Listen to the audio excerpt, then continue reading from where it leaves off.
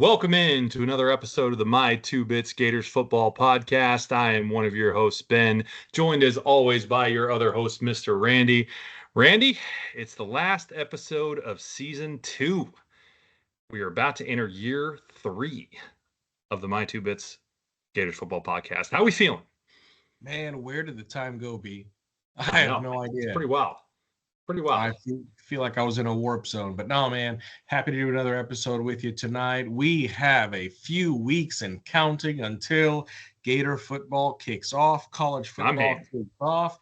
The excitement. It's just palpable. I mean, there's no way to explain it. It's provocative, as It you like to is. say. Yes, sir. Yeah, if you're not starting to get excited about the season, you're probably not listening to this podcast. Just saying. All right. So with that, let's get things kicked off. So tonight's episode will be our anticipations and apprehensions, or I should say in order, our apprehensions and anticipations for the 2025 season. So as always, we'll get things started off here with our mission, accuracy, disclaimer, vision, and agenda. Our mission, of course, is to provide factual analysis of all things Florida Gator football.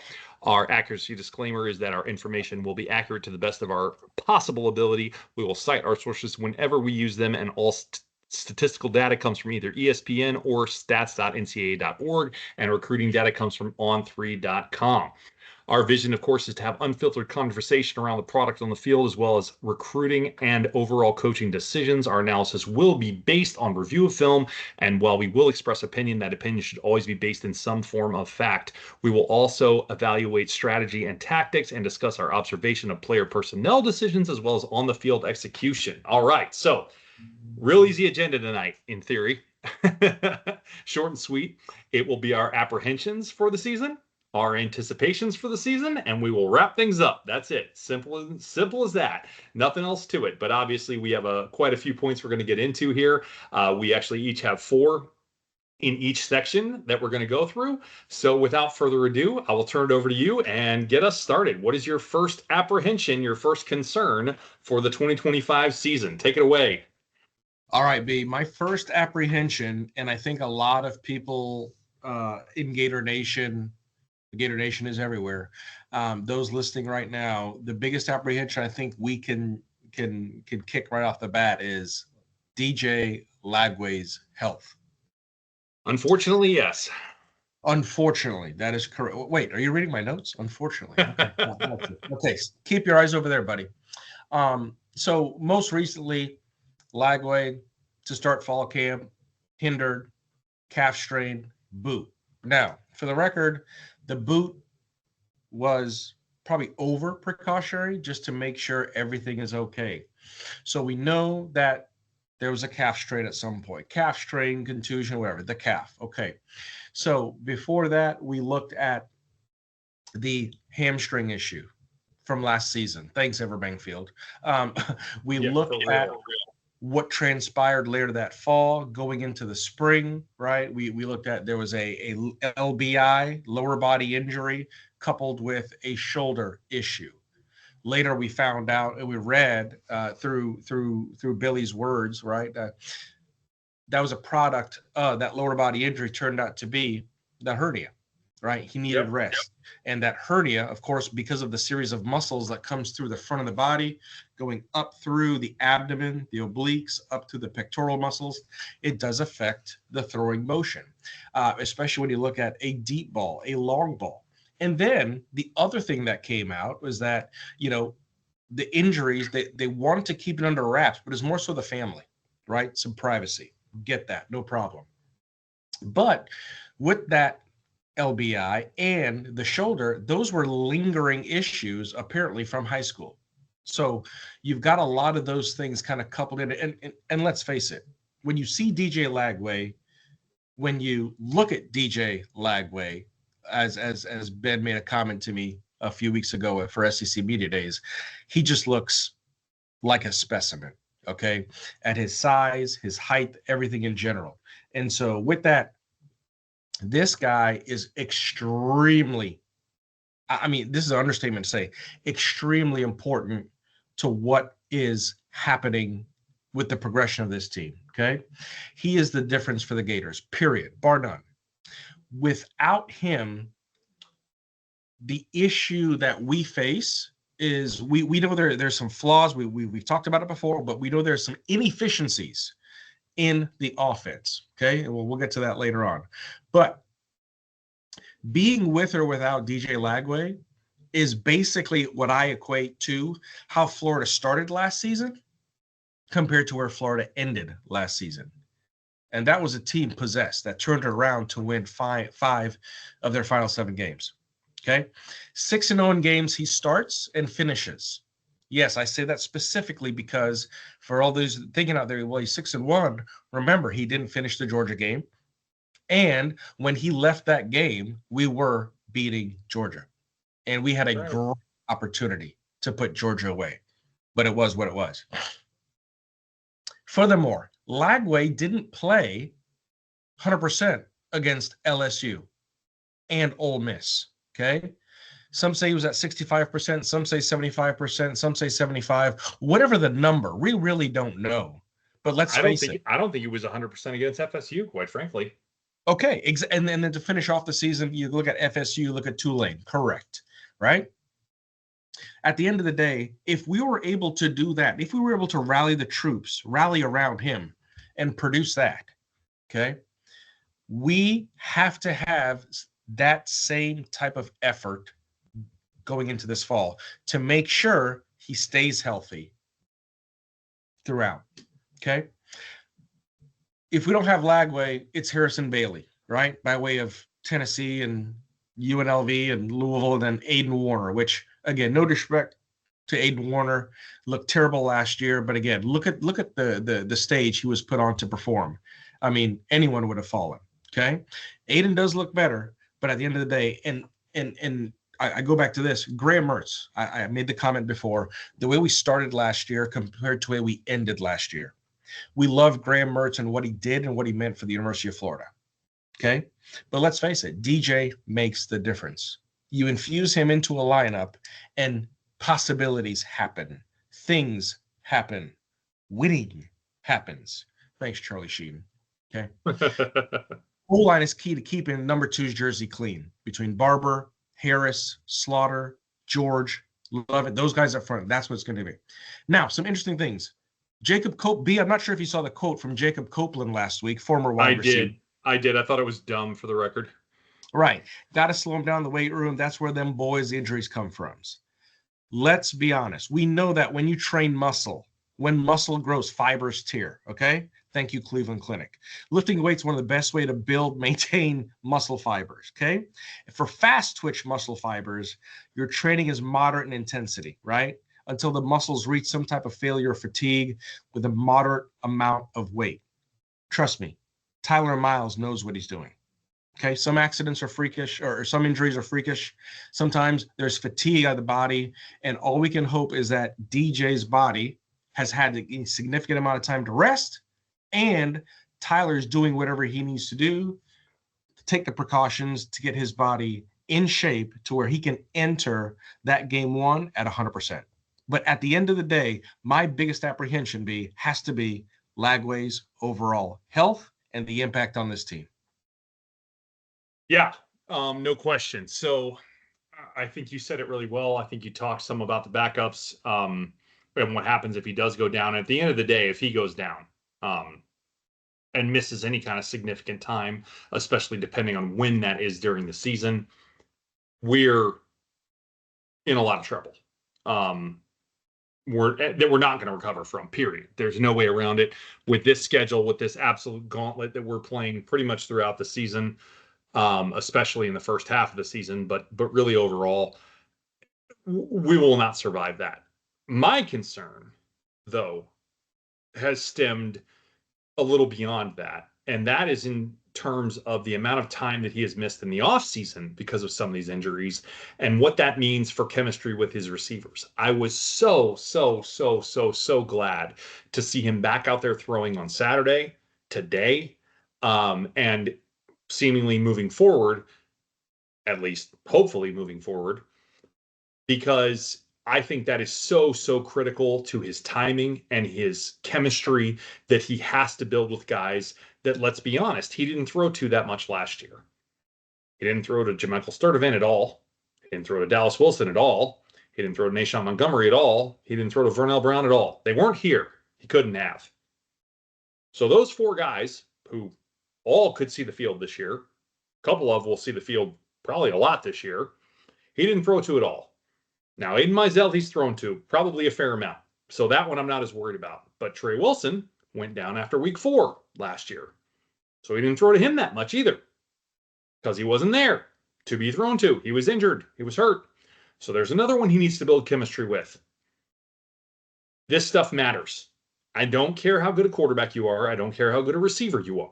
You have to build chemistry. You have to understand how guys run routes. You have to understand their footwork, their timing, their route running style in order to be able to get those timing type throws, back shoulder fades, out routes, everything else. They have to be on point, on time, because you need to throw that ball either as they're making their break or in some cases before they're making their break in that route. And if you don't know and understand that timing to a T, it's not going to be perfect. It's not going to be dead on, and it leaves opportunities for the defense to make a play. Does this matter week 1? Absolutely not. Does this matter week 2? Absolutely not, really. Does this matter week 3? You bet your ass it does. It definitely matters week 3. So when we really break it down, you have fall camp, which we already missed a week of, but now he's back, which is really, really important. You have the first week of practice and the second week of practice. And then it's game on. So super, super, super important that we make sure that everything is dialed in and rolling for the timing, the accuracy, and mostly the chemistry with these guys to understand what each of them is doing and how Lagway is able to make sure that he knows that and has some kind of, in sync going on with these guys moving forward. So that to me is as important as his health moving forward. Obviously, his health is super important. I'm not to a point where I'm like super concerned, holding my breath every play about his health. Am I a little more worried about it than I was last year? Yeah, sure, absolutely. But I'm not losing my mind yet by any stretch of the imagination. So ultimately, at the end of the day, I definitely think that it's something we have to monitor. We have to keep an eye on. But my biggest thing is he's got to get time to do this stuff, and hopefully he'll have that now. So with that, we will move on to our next point, which is going to be the defensive scheme. This is my biggest concern going into next season. We obviously have multiple concerns, but my biggest apprehension heading into next year is the defensive scheme. So I have some stuff I want to break down. We're going to get pretty analytical on this. Got a bunch of stats I want to throw at you. And I want to take a look at the last 2 SEC games of the season. So first of all, the defensive scheme last year, in my opinion, was very much a bend, don't break type of system, even when we were playing well. I think that's Ron Roberts' kind of MO. And I think that can be okay, but you have to be very careful when you're playing that type of a scheme. Because when you're bend, don't break, you need some breaks, ironically, to go your way. So I'm going to throw some stats out here. Last 2 SEC games of the season. LSU, we gave up 392 total yards. We averaged 376.9 per game on the season, so a little more than normal, but basically average.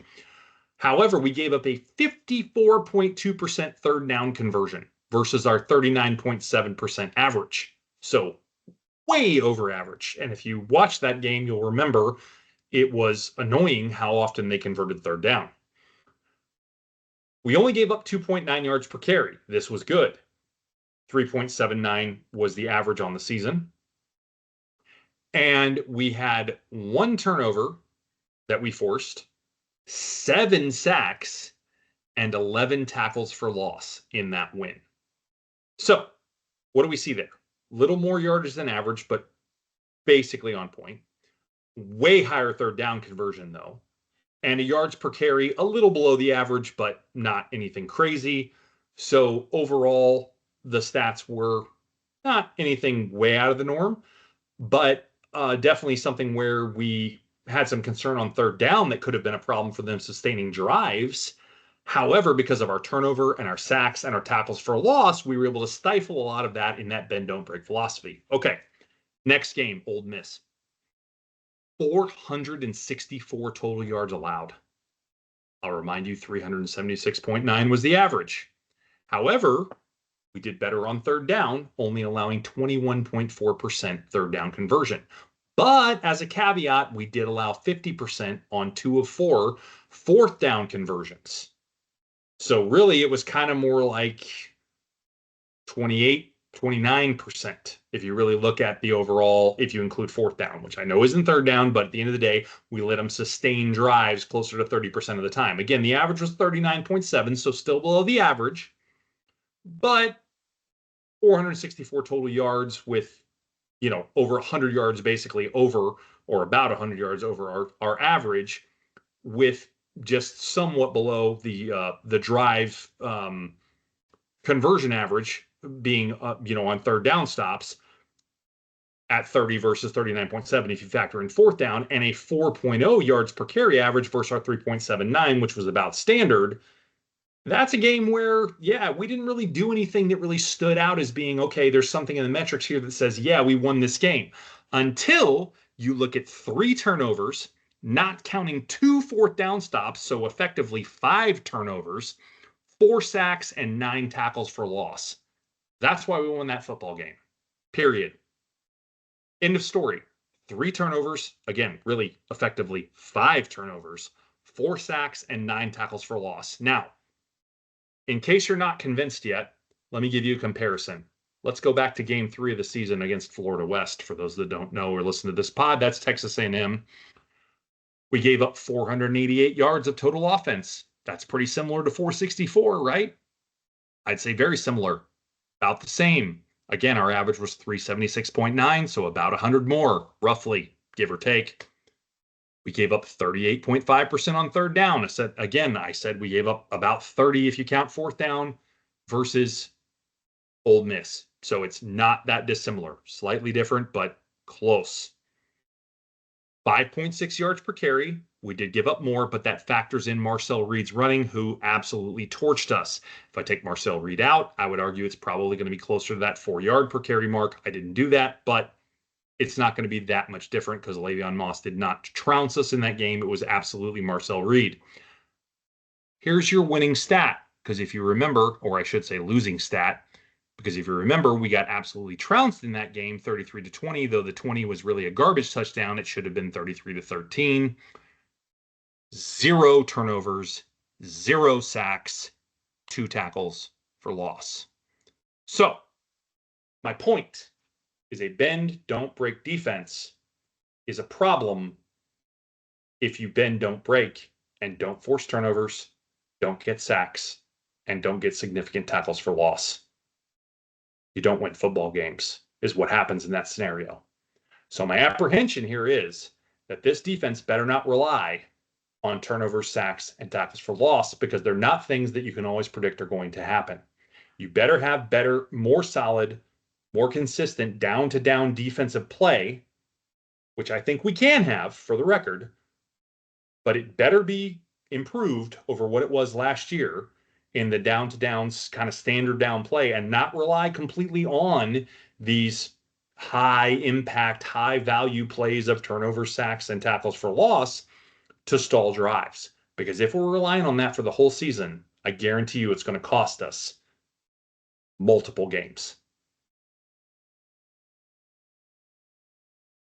Take it away. Yes, you got some good points in there, B. It's interesting to see the numbers, how similar they were from the Ole Miss or the LSU game going back to the Mississippi or the Florida West game. Very, very interesting, because it's funny, because when you look at some of the games that we've had over the past years, you look at, if you can take away probably 3 or 4 explosive plays, you can say that we're right there. You know, if you add a sack, if you get a stop on third down, 3rd and 27, whatever the hell it was, years ago, right? Fourth and 27, I think. Was it 4th and 20? Either way, It was a fourth those down against Missouri, is what you're referring to. Yeah, that was brutal. I don't know Missouri, if it was thank you. 27, but it was a lot. It was a lot. It shouldn't have happened to begin with. But anyways, Yeah. that's the thing. You take away some of those things, but to your point, the high impact play, you can't always go for the home run, right? You got to have some singles, you got to have some doubles here and there. You just can't focus on those home runs. And so hopefully when you look at the way that this defense lines up this year and the pieces that we have in place, especially on the D line, especially returning at edge, my hope is that we don't have to necessarily rely on those home run type plays. We can play more contained. We can play more controlled, and just wreaks some good old fashioned havoc. Yeah.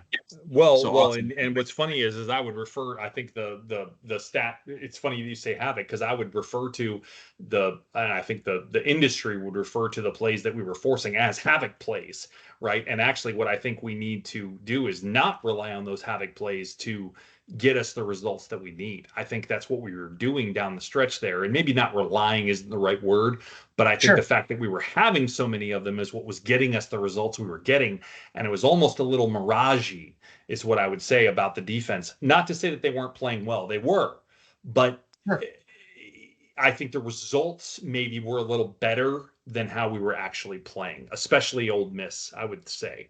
That's a big one. Because, again, you effectively forced 5 turnovers in that game. Well, and let's face it, Jackson Dart. And again, won by a touchdown. Won by 1 touchdown, forcing effectively 5 turnovers. Let that sink in. Well, right. And let's be honest, Jackson Dart should not have thrown those 2 INTs late. He should have. But that was what it was. And I mean, I don't know about shouldn't have, but for as good as he was, he should have released the ball. But anyways, that is it. We'll go ahead and put that into it. But yeah, defensive scheme, don't bend, don't break. Great points there. Next, apprehension, special teams. Why is that an apprehension? All right. So new punter. I don't know. 10 men on the field. I don't know. Right. So Joe Houston. Houston, do we have a problem? Joe Houston is excited for this year's crew. So let's start it off by, believe it or not, our first transfer portal pickup for the year, which was Tommy Doman coming out of Michigan. So he's going to be our punter this year. He was rated a 3-star. Doman averaged 42.61 yards a punt in 2024. Good for number 43 in the nation. Just to give you perspective, Jeremy Crawshaw, who we've lost to eligibility in the draft, adios, mate, averaged 45.75 yards a punt, 45.75 in 2024. Good for number 5 in the nation. So we're giving up 3 yards and change a punt. Okay, fine. The Gators were number. I mean, in theory, there is context to that number, so that's important to. Sure. Gators number 11 in the nation last year with net punting of 42.37. So crucial number there as well. Trey Smack, senior out of Maryland, handling kickoffs, field goals, extra points. Trey Smack should have a very solid campaign. He's been waiting on a campaign like this last year, recovered from a couple of mistakes he had the previous year and was very, very solid for us. Yeah, you tell me how he didn't get voted first team all SEC, and I'll give you a cookie. That is absolutely nuts to me after dude makes multiple 50-plus yarders last season.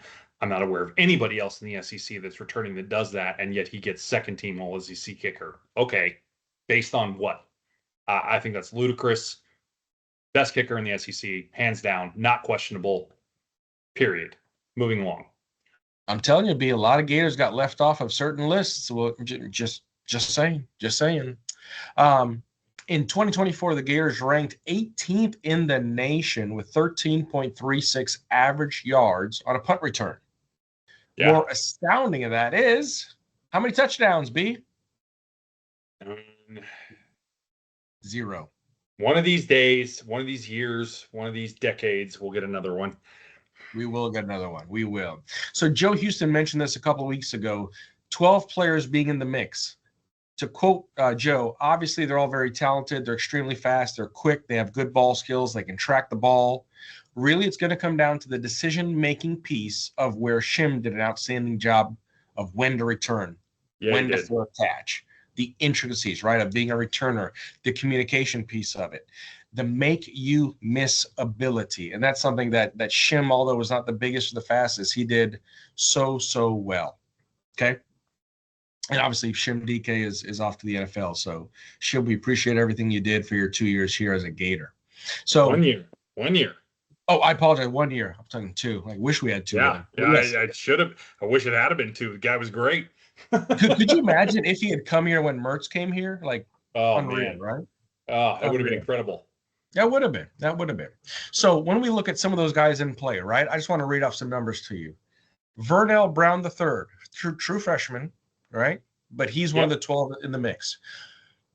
Placed second in the 100-meter dash, the 2024 Windermere National Invitational Champions, recording an 11.07. Okay, that's low on this team. It is. Get this. Flowers, best of that time, FHSA Track and Field Championships in May 9, just a couple months ago. Okay, 10.8. And those two slot matched by Tank, who ran a 10-300 meter at the 2023 95th Clyde Littlefield, Texas Relays. You kind of glossed over that. A 10-3. Yeah, that's 10-3. Borderline Olympic speed in the 100 meter. I mean, that is flying. That is correct. Gloss over or not, 10-3 speaks for itself. When you look at football, because obviously there's a big difference between football speed and track speed. Big difference. Unless you're Jeff Demps, yes, there is. Oh boy, never mind. Fair enough. So the main thing here to figure out is, of those 12 guys in the mix, are we going to have some excitement in the return game again? Is there going to be, and again, speed is one element of it. The shiftiness is the other element of it. But again, the abilities, because B, I think you referenced a play a couple seasons ago with one Trey Wilson, as much as we love him, fielding a ball, and that being a big difference regarding field positioning. Yep, absolutely. Massive. Yeah. Massive. Decision making and whether or not to make the return or make a fair catch is key.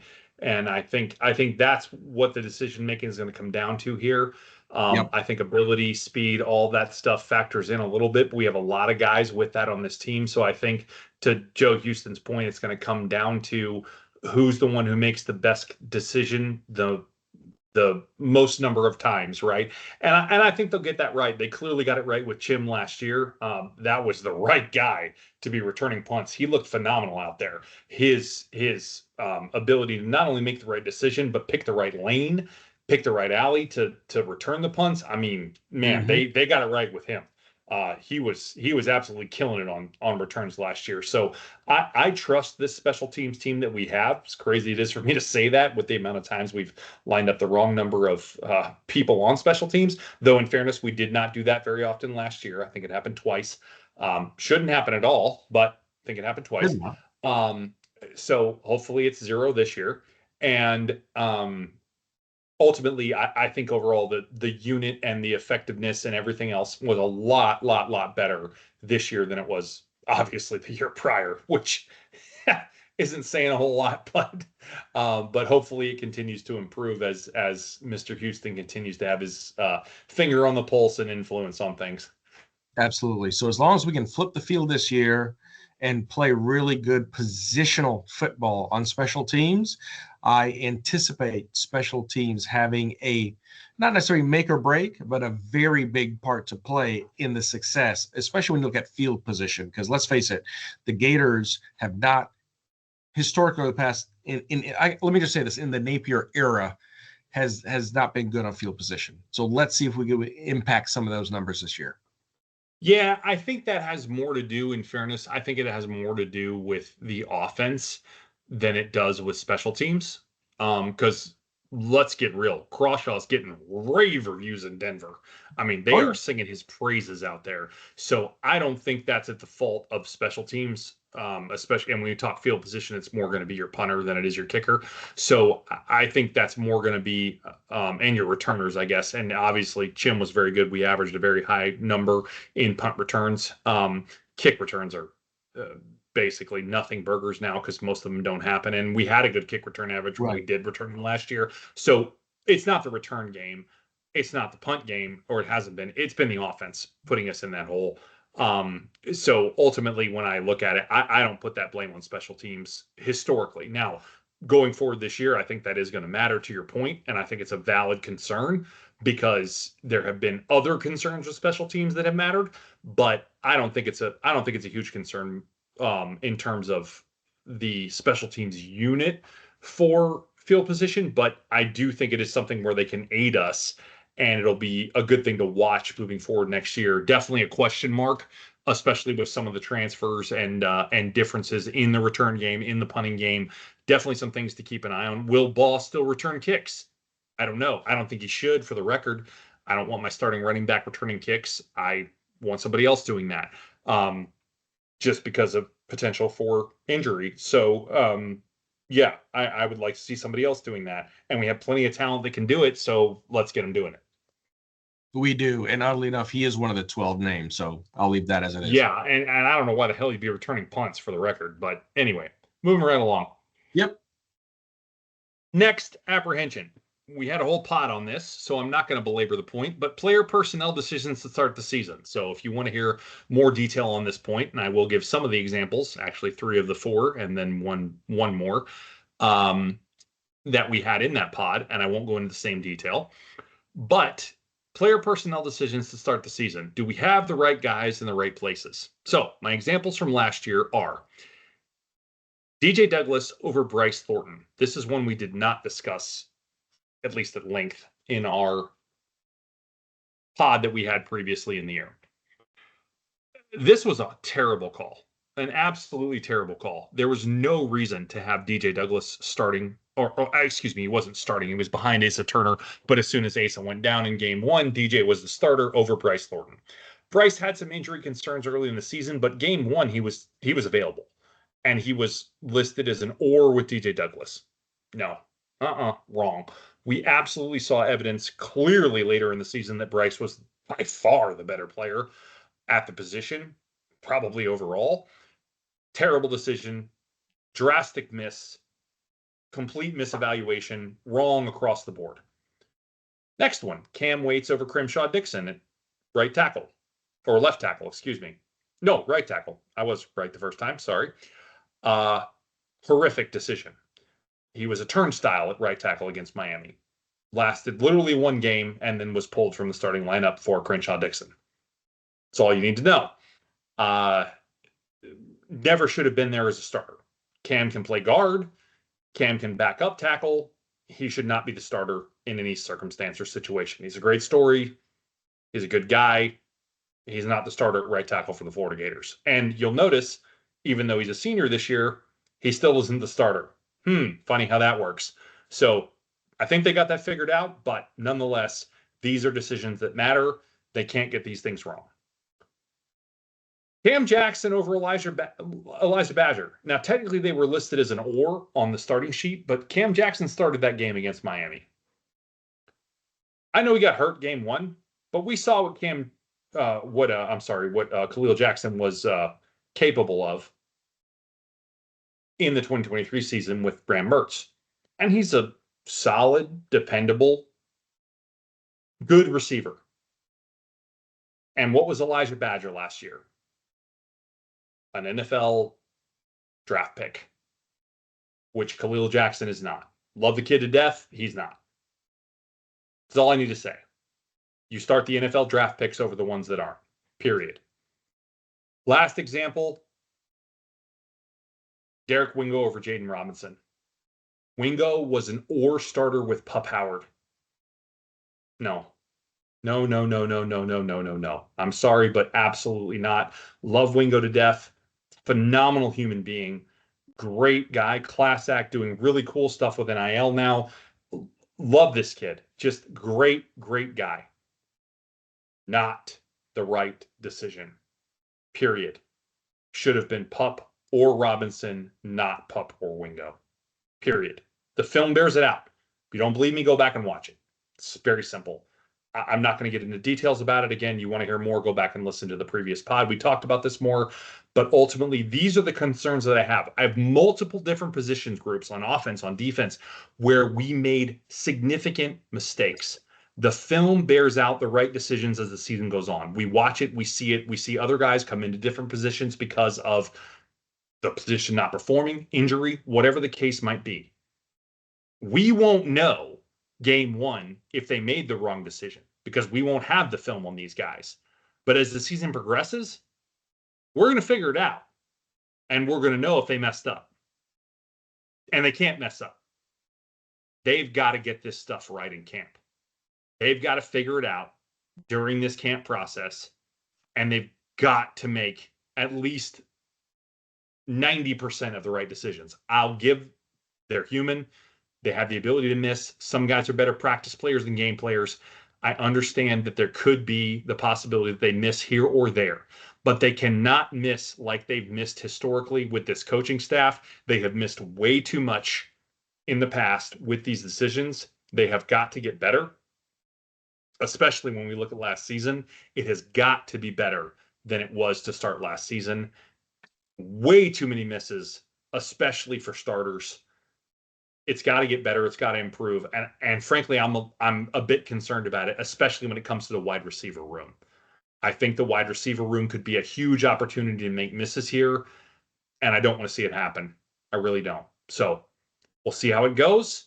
We'll see what goes on, but I have concerns, and the film will bear it out as the season goes along. I guarantee it. We'll have opportunities to see these guys, and the film will tell us what we need to know. But they got to get it right, or we are going to be in a world of hurt that we don't need to be in. It will be self-inflicted harm, and there's no worse kind. There is no worse kind. Well said. Yeah, it's funny when you look at the amount of talent that we've had and some of the gaps that we've had and some of the players that have taken the field that you kind of scratch your head and go, why is he on the field? I mean, was he that bad in practice to the point where the other player taking the field was that good in practice and beat him out? Like, it makes no sense sometimes. But either way, you're not wrong as far as that player personnel decision being an absolute apprehension as we go into this season with arguably the best roster we've had on paper.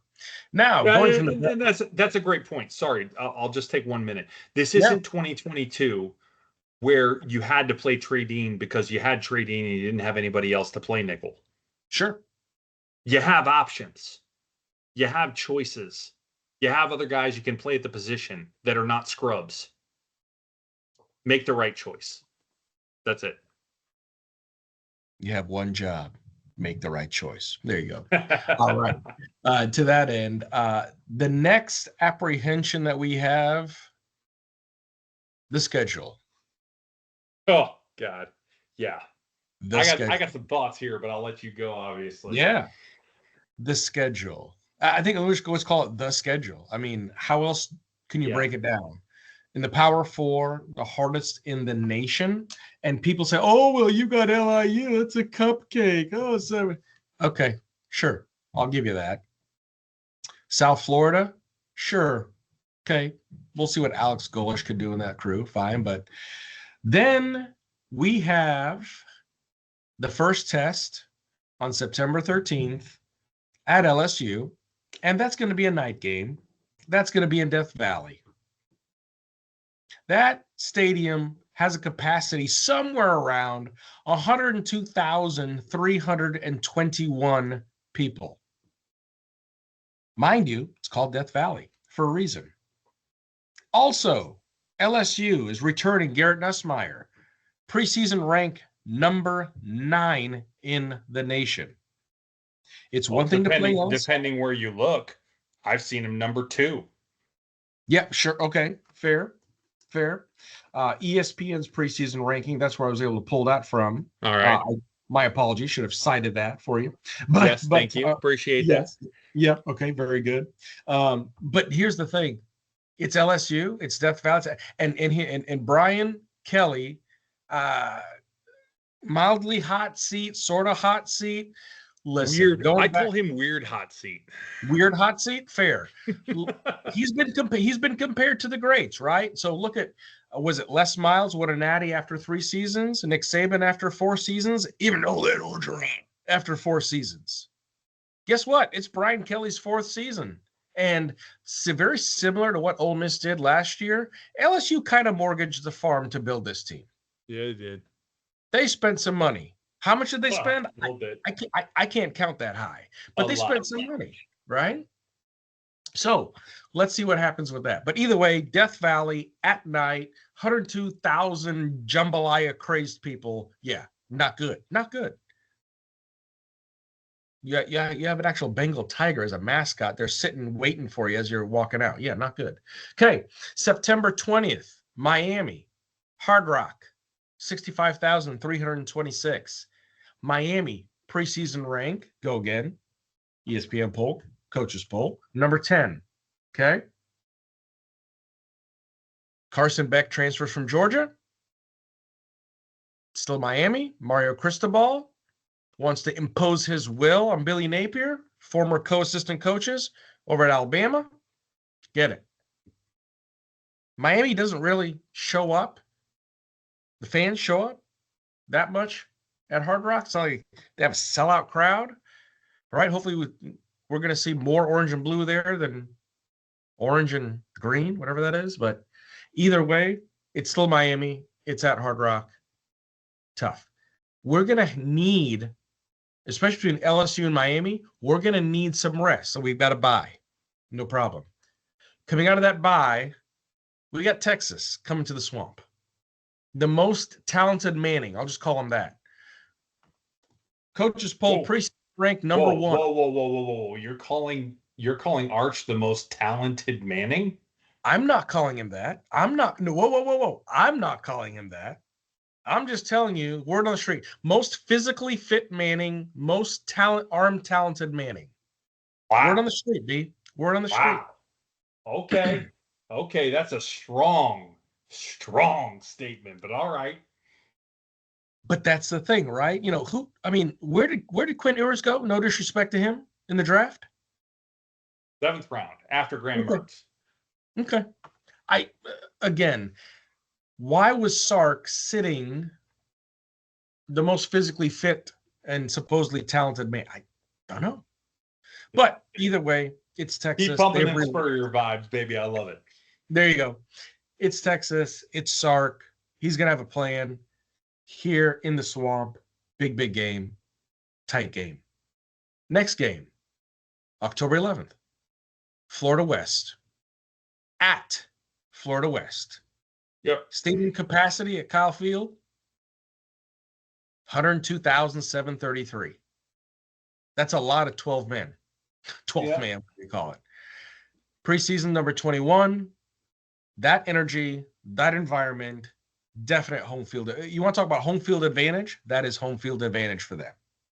They go wild, waving the towels. They got all the recruits. It's insane. So for those playing at home, that's ranked team on the road, ranked team on the road, ranked team at home, and currently number 1 ranked team at home, and then ranked team on the road. Just for those playing at home. 4 ranked out of the 6, exactly. Mississippi State, not ranked. Mississippi State's coming to Florida. They're coming to the Swamp. So thank goodness we don't have to put up with 61,413 cowbells. That's great. Well, we'll only have about, 2,000 cowbells, whatever the case might be. But that'll be fine. After that, bye. We need a bye. We need to rest up, get healthy for whatever reason, because November 1st, Georgia, Everbank Field. Everbank Field sits 67,838, but it's still Georgia. It's Everbank. By the way, Georgia preseason rank number 4. Well, and this is coach's poll rank for the record. Yep. We don't have AP poll yet. Correct. But at the end of the day, it's still Georgia. It's Florida, Georgia. It's Everbank Field. Georgia will be playing with 13 on the field, including the field, because, it's 12 plus the field is 13. So that is what it is there. Next game, November 8th, Kentucky at Kroger Field, a capacity of 61,000. Mark Stoops, allegedly, they're not happy with Mark there in the Bluegrass State. Kentucky's kind of slipped. Yes, we know it's a basketball school. We don't have high expectations for Kentucky football, but a lot of people still do in Kentucky. So that is what it is. They're not going to fill the stadium. It's not going to be a packed game. It's not going to be very noisy. We should have the ability to navigate through that team in a decent fashion. November 15th, at Ole Miss. I worry about this one. It's at Ole Miss. Okay. A capacity of 64,038. Okay. About 150, 180 bucks a ticket to Vaughn Hemingway. But guess what? Lane Kiffin's saltiness for last year's loss, priceless. Yep. Priceless. Okay. By the way, nice MasterCard reference there. I like it. You're welcome. MasterCard, we'd love a sponsorship. Thanks. Preseason number 15, another ranked school. November 22nd against Tennessee. I get it. Tennessee, they don't have Maliaba. He was a leaving. They have a new quarterback, a new system. Heupel's got a leash. No problem. It's still Heupel. He still has weapons. And by the way, preseason ranked number 18. And then November 29th, Florida State. Florida State comes to the Swamp for a beatdown. Folks, when you look at that season and you look at the away games and you look at the amount of teams that are ranked in the preseason right now, yep, I don't know what else I need to say regarding, oh, yeah, you guys have LIU. It's a cupcake. Your schedule's not hard. You start with LIU in South Florida. No big deal. Okay, sure. But that's the toughest part of it compared to last year. The game's being flipped, B. It really is. So obviously we did our schedule breakdown pod last episode. Go back, listen to the details of every opponent if you'd like to. I'm not trying to promote former pods, but I just don't want to get into super deep details right now. That's the only reason I'm stating that. So here's what I'll say high level. I've read some stuff recently. I've seen some stuff recently that talks about Napier and schedule and everything else and kind of compares him to past coaches and why is Napier still here, or should he still be here, or will he still be here depending on how this season goes, and if it's not, as good as it should be, or whatever it should be means, or whatever else. I think anybody that's listened to me, certainly, or Randy talk on this pod for any kind of significant amount of time, especially during the season, knows that we are not Napier apologists in any way. We hold him accountable. We point out things that we feel are absolutely flaws and need improvement and need addressing and don't get addressed, and our frustrations by any stretch of the imagination for us with this team and with this coaching staff and everything else. We also point out things we think are positive. We try to look at both sides. We try not to be jaded on one side of the aisle or the other. That's very much something that we try to do, is look at every aspect, every angle. Having said all of that, this schedule is really hard, just like last year's schedule was really hard. I made the argument last pod when we talked about this that this schedule might even be harder than last year's schedule, at least in some aspects. I think certainly the conference games are. Having said all of that, I don't think that it is reasonable to hold Billy Napier to any previous standard of past Florida coaches. Because when you go back, as we made the point of in previous pod, once again, I'll stop saying it, I promise. No previous Florida coach has been exposed to anything that resembles these last 2 years of scheduling, period. It's not close, not in the ballpark, not on the same planet as what these last 2 years have been from a scheduling perspective. Again, if you look back debatably, last year, this year, pick your year, I don't care. It's one of the toughest college football schedules in the history of college football. Forget Florida, college football. It's one of the hardest schedules ever.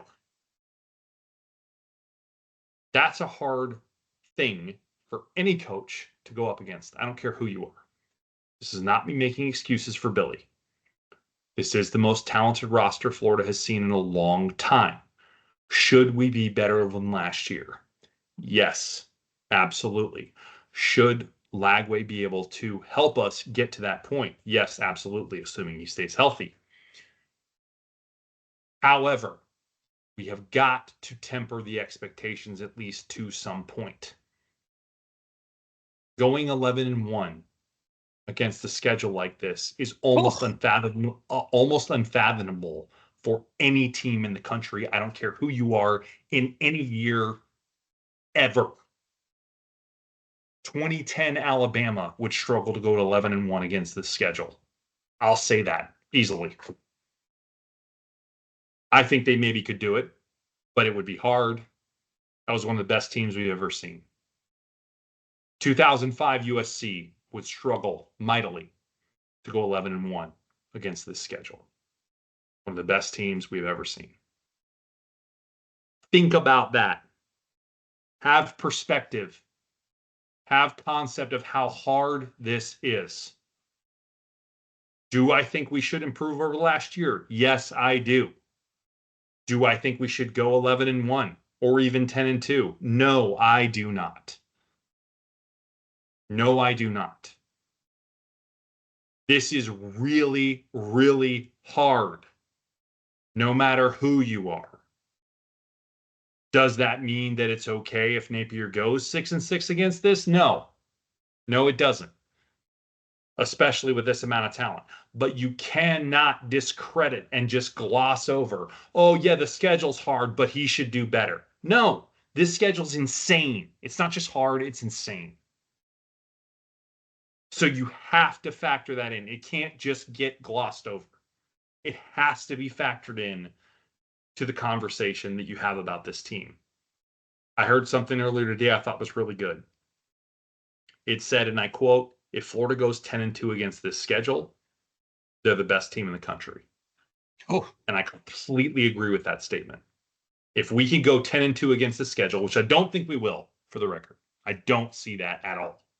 But if we could do that, we're the best team in the country, hands down. And I totally agree with that statement, because show me another team in the country this year, almost any year, but definitely this year, that can go 10-2 against this gauntlet, and that's the best team in the country, period. And it's not up for discussion. I'll leave it there. Moving on, next apprehension, because we got to get this sucker rolling. Safety play. So this is something that'll come up next week in our season preview when we do positional review. But safety play is a definite question mark, and we have concerns here. Do we see improvement under Vinny Cincinnati, or do we see regression? Because last year, we saw some regression at the safety position, specifically in one Mr. Jordan Castell, at least to start the season. We saw some real regression. We saw some seriously bad play on film from Jordan Castell. I don't know what he was doing out there. We saw some stuff his freshman year where, yes, he made some mistakes, but overall, there were bright spots. We saw signs of, hey, this could be a pretty good player. We saw some pretty good things. And then starting off 2024, I don't know what he was doing. In coverage, in run stopping, I don't know what Jordan was doing. He looked confused. He looked like he didn't know what the play call was. He looked like he didn't know who he was supposed to cover. He looked lost. Now, as the season went on, it got better. Castell and Thornton and Bridges, once Bridges got in the game at safety, because he didn't start the year in the game at safety, but that's a whole nother personnel discussion, looked better as the season went on, for sure. But we are in a position with talent here in this room, whether it's the starters or the backups, where we have a decently solid room. I don't feel in any way like our talent is lacking in this room, as I don't feel talent is lacking in many rooms positionally on the roster, as we made mention of. But it's still a huge question mark right now as to how this room is going to play. So what does the new position coach for the safeties coming in Mr. Cincinnati, do for this room? Do we see improvement? Do we see the ability to do better against the run, against the pass? play within the scheme of the defense, know their assignment, know what the heck they're supposed to do, or do they still continue to look lost on an island to start the season? I hope that's not the case. Again, having 2 softer games hopefully helps with that. But if they are not clear and not sure, they will get exposed come week 3, let me assure you, because Nussmeier will expose them without question. Without question. So, be very interesting to see how that goes, but it is definitely a question mark for me, and it is something I have concern with, at least right now. It is one of those where I have hope, but I also have a big question mark. So, that's where I'm at with safety. Any thoughts on that before we move on? Good size question mark. I like it. I understand why. I see that when you look at scheme and you look at personnel. However, my hope, even though still an apprehension, my hope is that Sunseri, being a product of the Dark Sith Lord, Nick Saban, playing Indeed. for him, playing underneath him, coaching alongside him, and although I would hope some of that Dark Sith Lord mojo on defense would rub off. My hope. We can hope. Yeah. And especially when you look at playing in the SEC, defending in the SEC, at that position, it hopefully he's able to come in and make a huge impact in that safety room, because I think that's probably one of our biggest question marks when you look at a position group on this team. For sure. Yeah, to that end, next apprehension, play design. Play design. How do we not beat this dead horse? Good Lord, I tell you. All right, so as we know, Russ Callaway promoted to offensive coordinator. INO, in name only, maybe. We'll see. Will we see out of it? Callaway has a really unique air raid background. Will we see any of it? TBD. TBD. No, we won't. Sorry, who said that? Will we see any variations and tweaks to the play design? We hope so. Because if it's one thing we can say that Billy Napier has failed to do, is produce some excitement on offense. Okay, period. Another bit of influence, Stephen Spurrier Jr. Okay, say more, say less. Okay. We have a unique first world problem at running back. Although, sorry to hear, Trayon Webb's going to undergo hamstring surgery. We saw that today. He's going to be limited. He might be returned later on the season, but extremely limited hamstring surgery. It is what it is. The division of carries when it comes to the running back. Okay. If you remember last year, I'll go back to the Mertz and Lagway, bring them in. Okay, you're going to go in 2 sets. Okay, you're going to go in 2 sets. You're going to go in 2 sets. You're going to go in 2 sets, and then rotate back and forth, right? Very regimented with regards to the scheme. Here's the thing, though. If you've got a player going off, if you have a wide receiver going off, if you have a running back going off, do we have the ability to pivot and be flexible and let that player cook? Do we? I honestly don't know. Okay. And that's an apprehension, right? Napier's lack of ability, as we would say, 20 plus years ago, dating ourselves, the lack of the ability to improvise, adapt, and overcome. Shout out to Coach Carchins for that. Okay? Yep. Look at what the resources we have at University of Florida. The head ball coach and head ball coach junior. Fun and gun. Head ball coach junior. I like it. Yeah. Right. And here's the thing about Callaway, right? I did mention Callaway and air raid. Here's the thing. Back in the days, he started his coaching career at Alabama, defensive analyst, right? But after that, Murray State, wide receivers coach, recruiting coordinator. Samford, wide receivers coach, passing game coordinator, offensive coordinator, quarterbacks coach. Okay. Then at Samford, he ended as offensive coordinator and quarterbacks coach. Okay. If you remember, Samford gave Florida State a run for their money years ago. Okay. It was because of him. Also, senior offensive analyst, okay, at LSU. in 20. Okay. Joe Burrow was his quarterback. Steve Esmiger, okay, OC. Scott Linehan, pass game coordinator. Great offense of that year. Okay. Callaway has some stuff that's rubbed off on him. Callaway has some abilities. Will we see some of those flashes in this Napier regimented type offense? That is a massive apprehension, B. I'll leave it at there. Massive question mark for sure. Yeah, I sure hope so. This is something we could spend a lot of time talking about. I'm not going to spend a lot of time talking about it. We've spent so much time talking about it over the years. This is something where we've got to see some kind of development, whether it's RPO, whether it's somehow some other personnel packages besides 11 or 12 or occasionally 13. I'd really love to see something that capitalizes on the talent on this team and doesn't waste the opportunity that we have. Obviously, hopefully we do see some of that. We don't know that we will. We hope that we will. Hope for the best. I'm not going to say plan for the worst because I think we have a better option than that this year. So I'm just going to say hope for the best, and we'll leave it at that for now. We'll leave it at hope for the best. That's going to be the slogan for this season so far, and we'll stop right there. So okay, yeah, leave it there. Yeah, we'll leave it there. All right, last apprehension I have. This is something that has been talked about a lot if you've read anything in the offseason here, especially recently, and that's the depth of the interior defensive line. So we're not talking about edge rushers here because we're pretty deep there. But the interior defensive line, there's been a lot of noise made about the lack of depth that we might have this season. It's funny because last year we were super deep interior defensive line, but this year we're not. I think the losses of Slackman to graduation and Cam Jackson really make a difference in this. And that's understandable.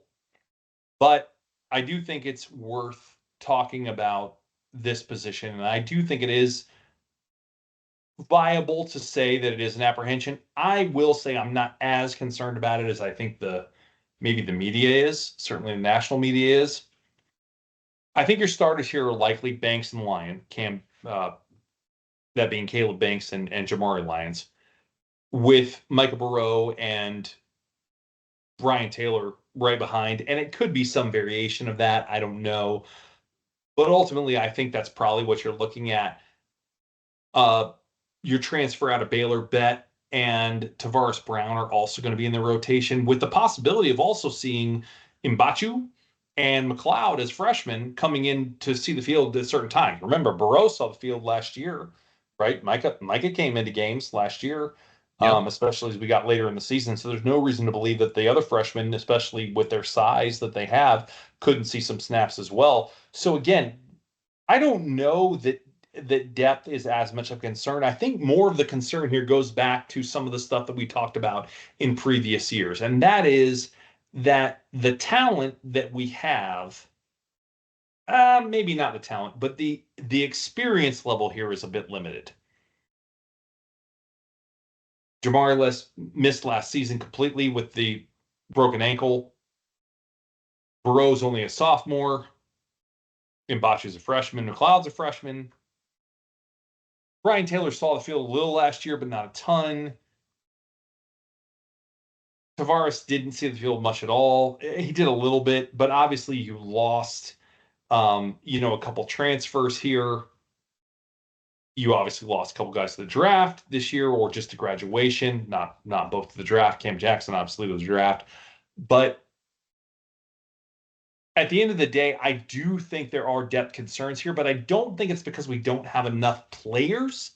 I think it's just because when you look at talent and experience combination, there's not a lot of that going on. You have Caleb Banks, of course, who's excellent. You have Jamari Lyons, who has the potential to be quite good for sure. But how does he bounce back from that ankle? And you have Micah Burrow, who showed some stuff on film last year that looked pretty good, but it was limited. And then from there, you got a bunch of question marks. And not to say that those guys can't be anything, but we don't know what Brendan Brett can do. We don't know if Taylor is going to be as capable there as he was necessarily maybe on the edge side of things.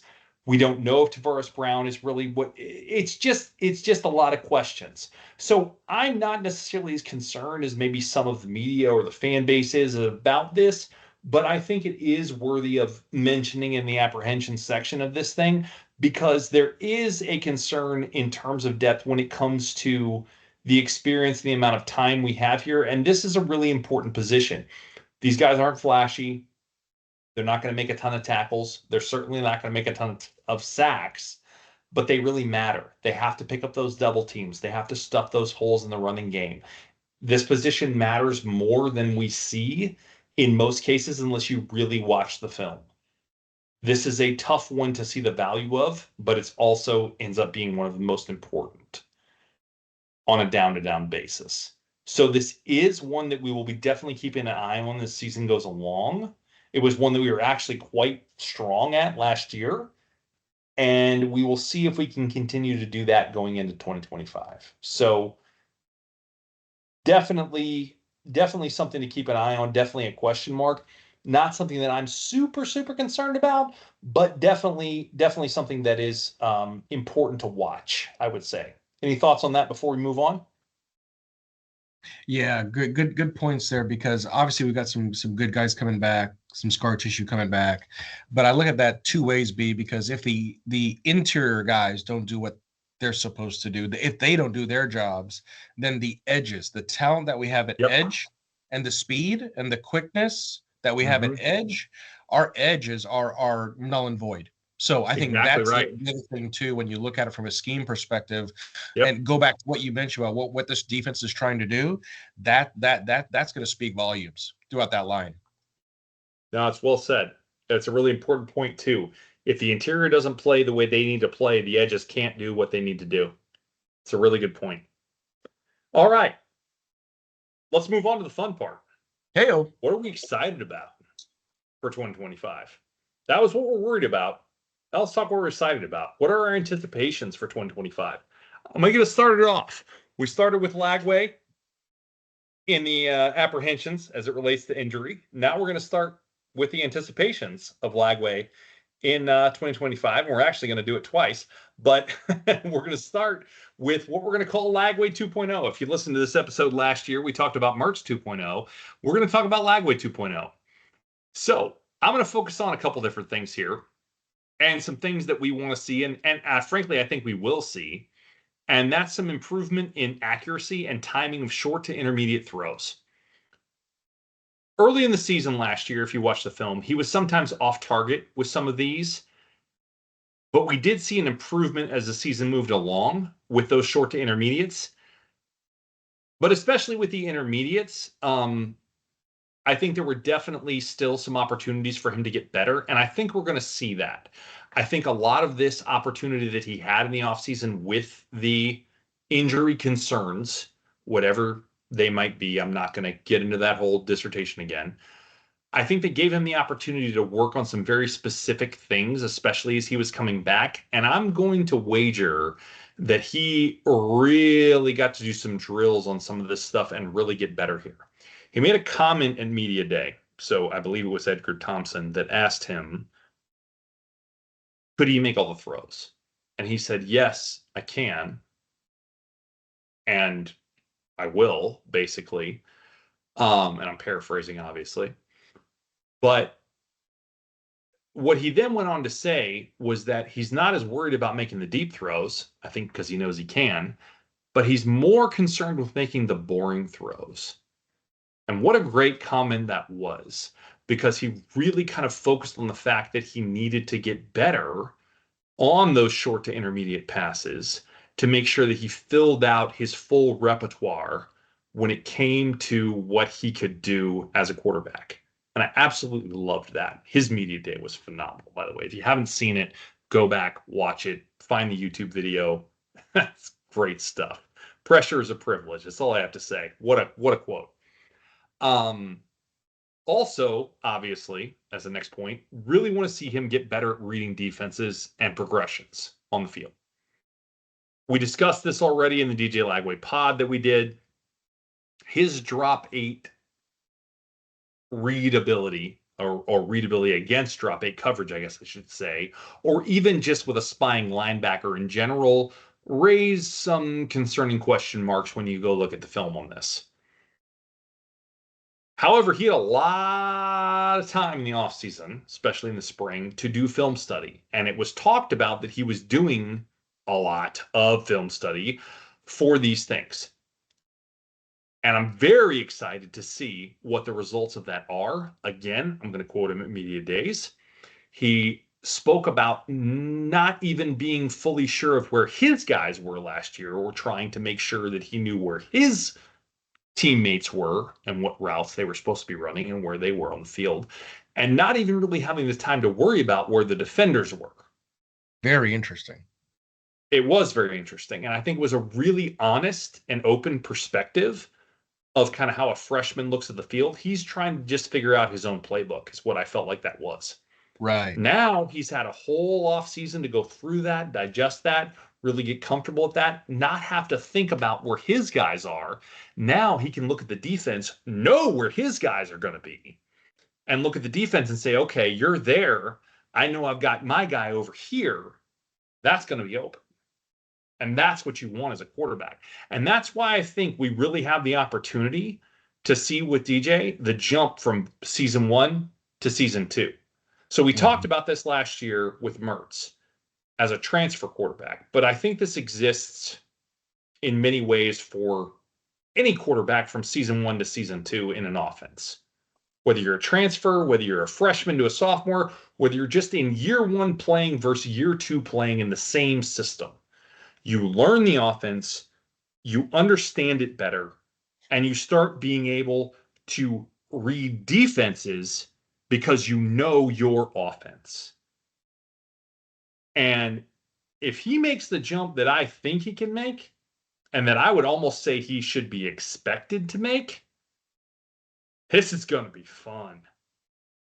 Regardless of anything with Billy and his very questionable play calling and his very questionable play design, which hopefully doesn't completely happen the same way that it has in the past. Again, as Randy mentioned, hopefully we see improvement there. But honestly, even if we don't, it's still going to be fun, because DJ has already shown us that even in Billy's basic, vanilla, just borderline garbage pass concepts, he can still make this offense look really good.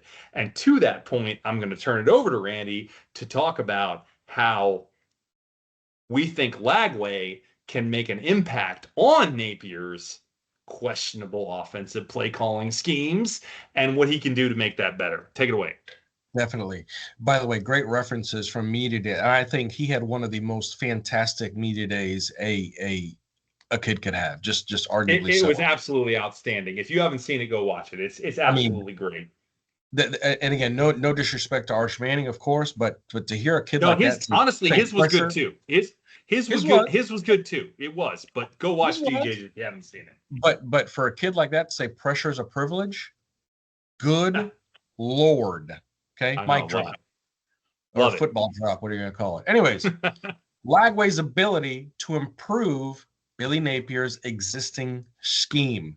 So you guys, if you listened to the pod before, you've heard me talk about eating vanilla ice cream, eating very cheap vanilla ice cream. I'm not even eating Neapolitan as much as I want to taste different flavors.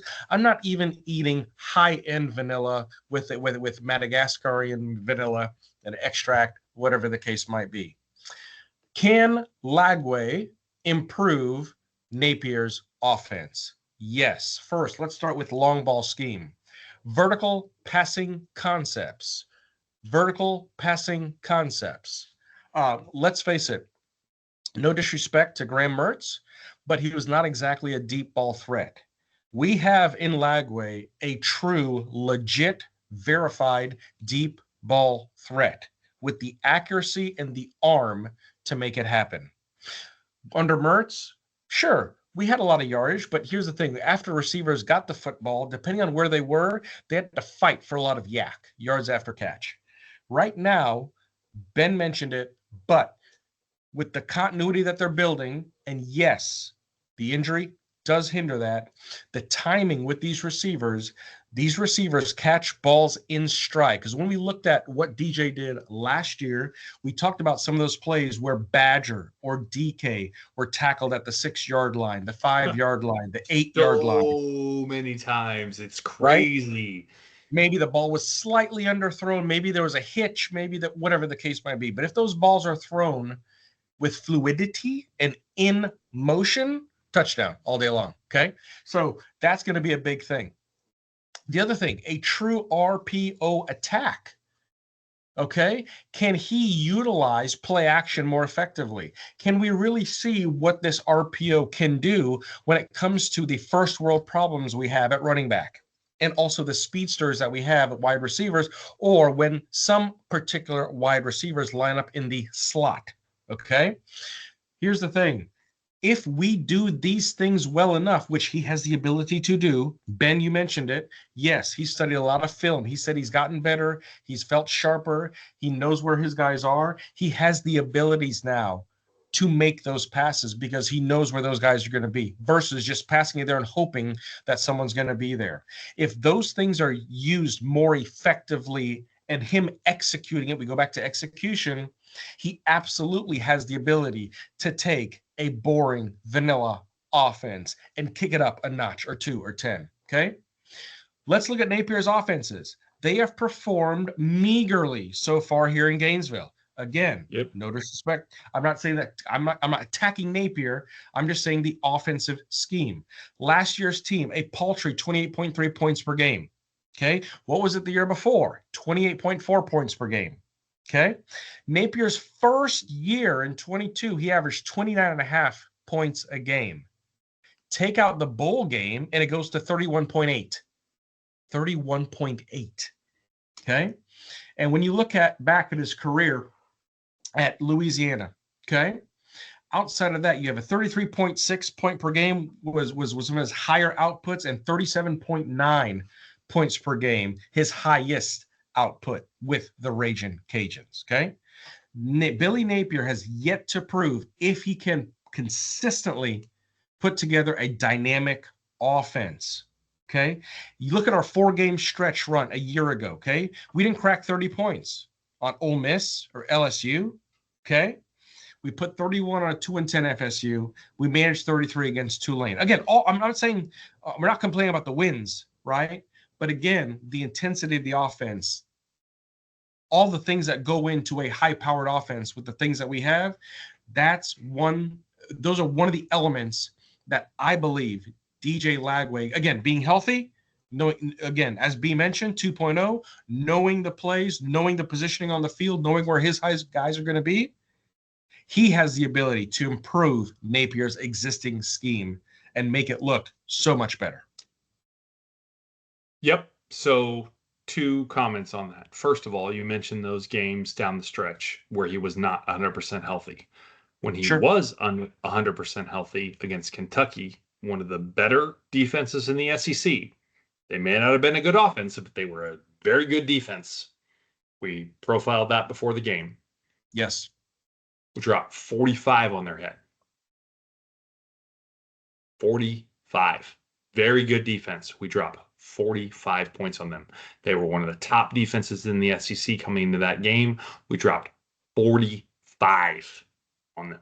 Technically 38 on offense because of the Cormani McLean pick 6. Sure. But yeah, I got you. Still, 38 offensive on one of the better defenses in the SEC. Say we won about Kentucky last year, not a great team, agreed, but their defense was solid. And we dropped 38 offensively on their head when Lagway was healthy. That says what it needs to say about what he can do when he's healthy. Second point I'll make is this. Despite Billy's shortcomings in offensive scheme, play calling, design, all the things we talk about all the time, one of the things this offense is built on, as Randy mentioned, is vertical passing concepts. It's run the ball, play action, and throw the ball vertically. Those are the base elements of this offense. When you have a quarterback who's really good at throwing the ball vertically, and you have good receivers, fast receivers, big receivers who can go get that ball vertically, which we do,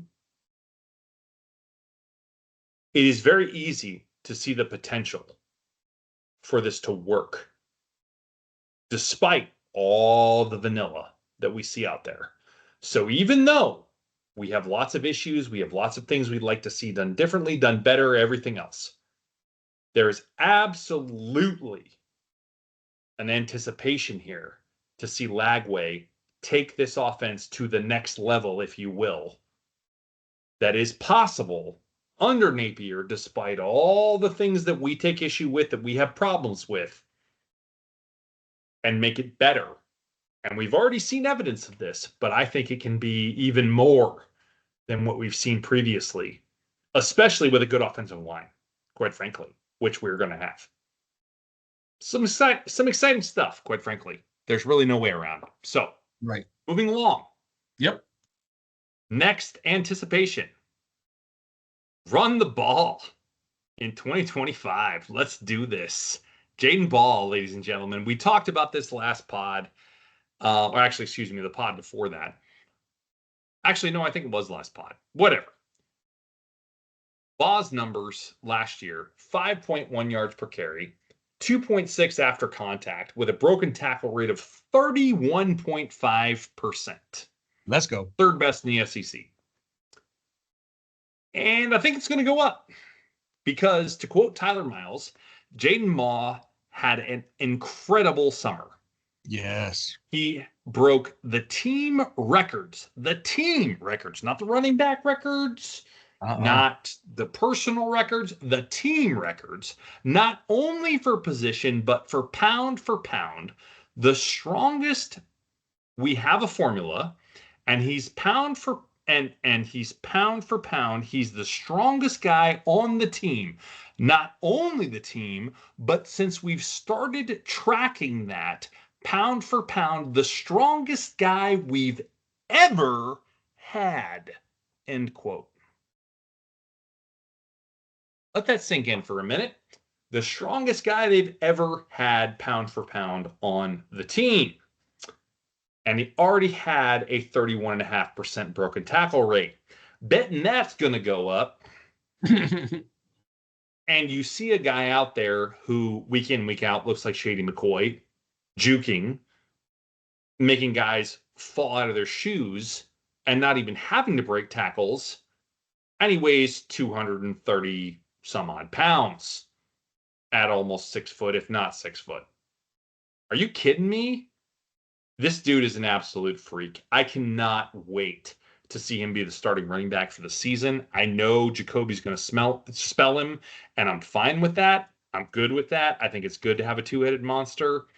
But when you capitalize on top of that and compound, on top of that, that the O-line should absolutely be improved year over year, no question, frankly, he's going to have even more opportunity to be an absolutely huge impact player for the Gators this season. I can't wait to see it. Complement that with the threat of the deep ball with Lagway. How many 6, maybe even 7-man boxes? Certainly a lack of 8-man boxes. I would certainly think a lot of 6-man boxes in a lot of cases that we're going to be seeing. I mean, this is going to be, there could be some cheat mode stuff going on here. Jaden's going to go nuts. Jaden's going to go absolutely nuts. He's going to have a field day. He's going to rip it up. And one other point that I would like to make, Billy Gonzalez values blocking at his wide receiver position, maybe above anything else. So if we're running the ball, his wide receivers will block or they will not be on the field. Let me assure you, that is a paramount thing for him. So if we get 6-man boxes, those safeties, well, maybe not the safeties, but the corners, they ain't getting in to make tackles because those wide receivers are blocking them like to the ground, like pancake blocking them like O-linemen. We don't play with a wide receiver blocking at Florida under Billy Gonzalez. So watch out for number 13 because he's going to tear it up. I can't wait to see it. I'm excited.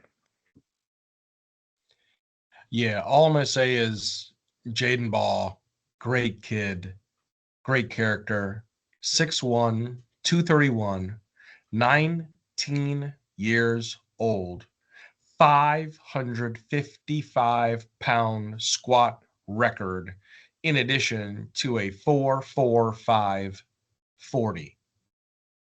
That's all. It doesn't even make sense. It's not logical. No, it is a cheat code, B. It is. All right, ready to move on? Next point? Yes, let's do it. Okay, O-line. The improvement of the O-line play. We are returning 4 starters. And here's the thing. This squad here, anchored by the All-American Jake Slaughter, got better as that season progressed last year to rally around DJ, to keep him safe, again, when he was at 65, 70, 75%, whatever the number.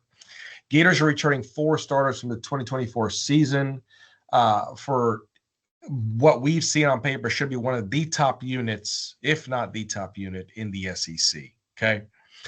When you look at Jake Slaughter leading the charge, he's been the anchor for the past few years, especially when Kingsley Ugokin went down years ago. Jake Slaughter was splitting some time with him 3 years ago. The Gators, this Gator offensive line has nearly 6,000 returning career snaps from the projected starting offensive line alone. Okay.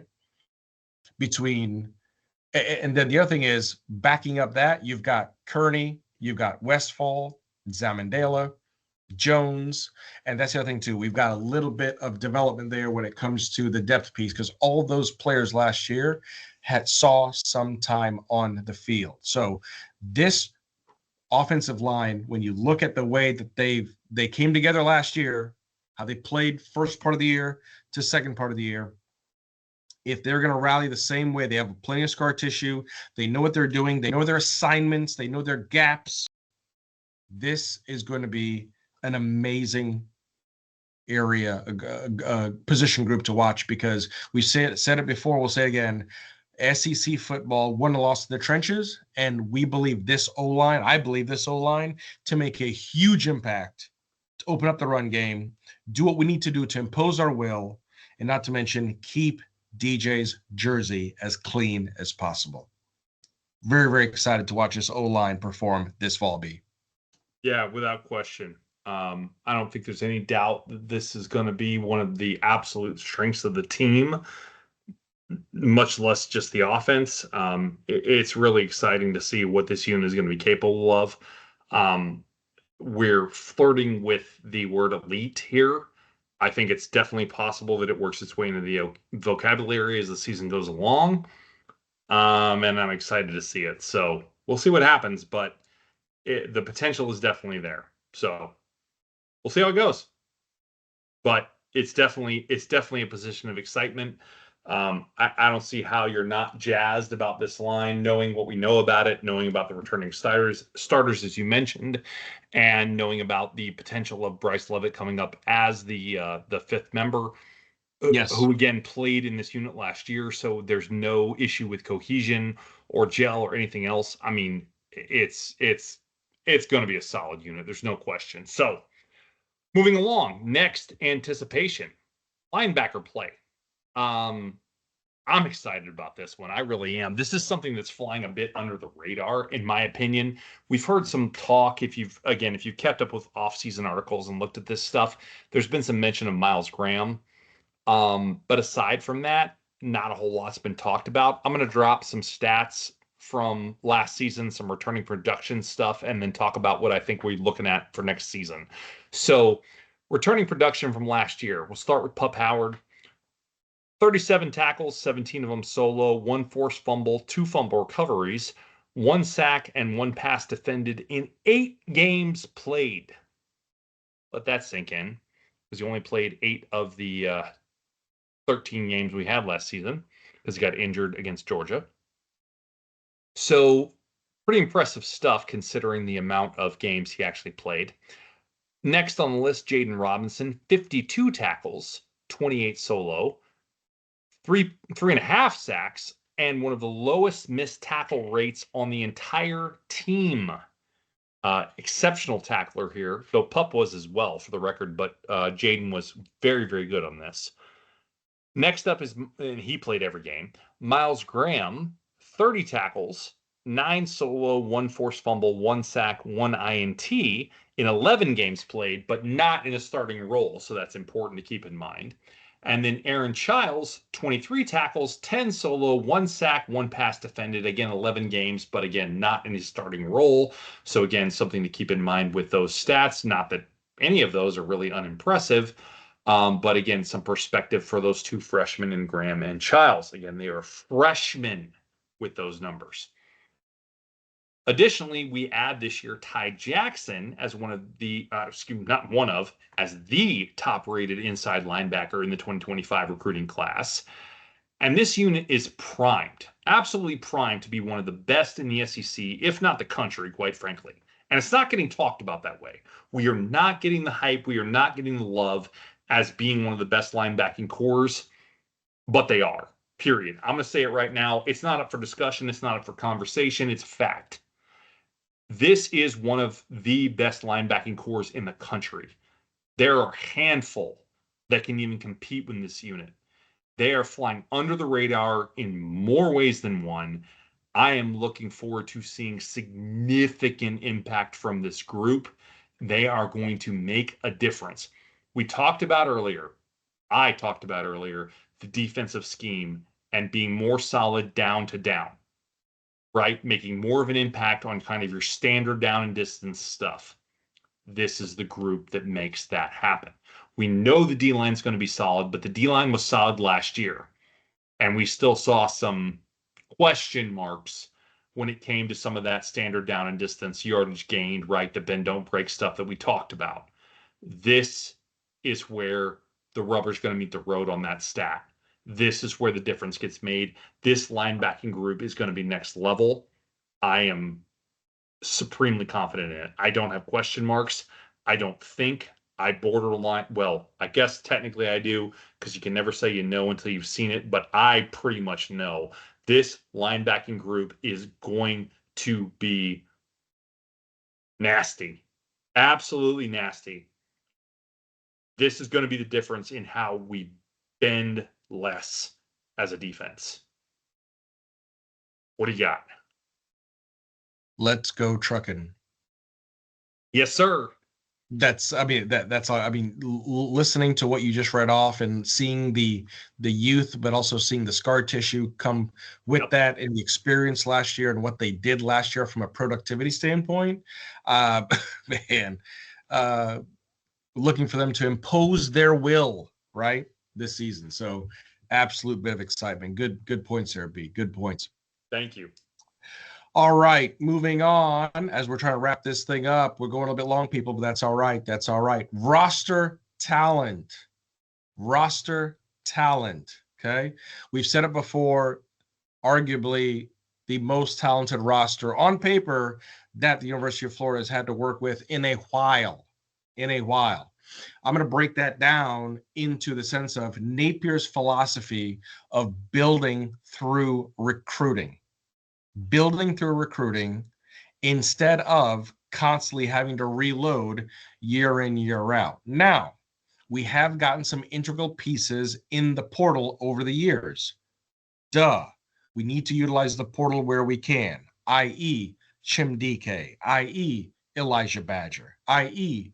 Graham Mertz. Okay, the list goes on. Okay, and one of those impacts that, well, originally slated to us, then left us and come back, boulders for shoulders, Cormani McLean. Okay, he's going to be a big standout coming into this fall, right? And have a huge impact on the field. But more specifically, Napier's philosophy is building up this program through recruiting and seeing the fruits of that labor pay off, right? This mimics a lot of your Bama, your UGA, right? This culture building process speaks a lot to what we're seeing now in this roster, because this is organic, Okay, let's face it. Napier is coming from Saban, the Dark Sith Lord, coming from Dabo over there in Clemson. Okay, he's had some of the two best examples of how to recruit, how to build a program, boots on the ground, grassroots. And all those times, and as methodical as Napier, and here's the thing, right? We talk about it, right? With his process, with all of his different systems that he has, his adaptability seems to be questioned. But guess what? With all those things he has, you know that he's taken notes away from those two influences to do what he's done here. And B, you mentioned it a few pods ago, what Strickland said about him in the front office, in that front office capacity to build a program in this day of age. Scott Strickland wouldn't want anybody else building it. Correct? Yep. Correct.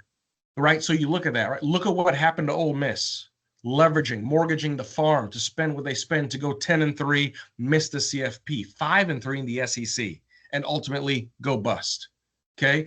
FSU spending over $14 million or whatever it was to put that 2-10 on the field, 1-7 in the ACC. Okay.